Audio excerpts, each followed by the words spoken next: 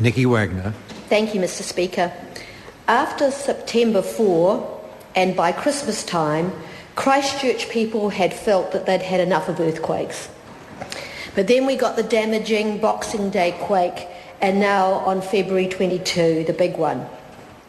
It was shockingly violent, and especially in central Christchurch, the eastern suburbs, Littleton and the Port Hills, it did enormous damage. It's estimated that it may have done 10 times more damage than September 4. But the big difference this time was that the city was at work, and that as many more buildings were destroyed, many people lost their lives. Christchurch and New Zealand is a small community. We all know each other. We are all connected.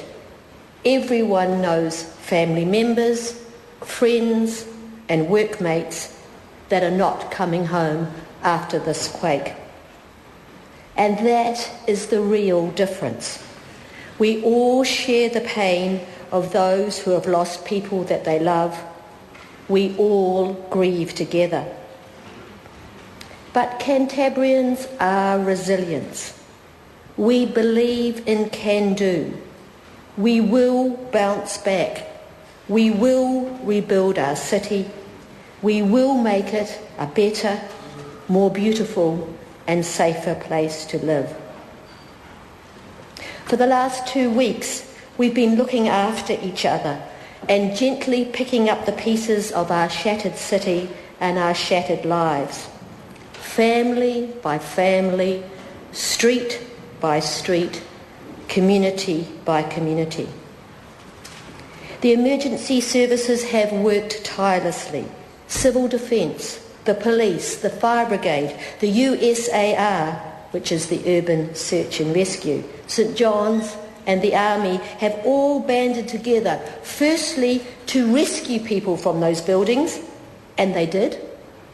There's been amazing stories of survival from some of our buildings.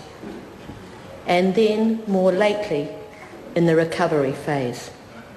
Teams have come from all over New Zealand and the world, and we cannot thank them enough. And the technical people in our city have been called upon to produce the miracles of power, water and drainage from broken cables and munted pipes and drains. In hours and days, they've done the work of weeks, months and even years. Never again will I take for granted running water, electricity or a working toilet.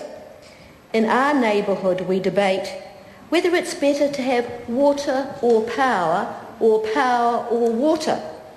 Not that we really get a choice, but we all agree that the most important and the most difficult thing to get is a portaloo.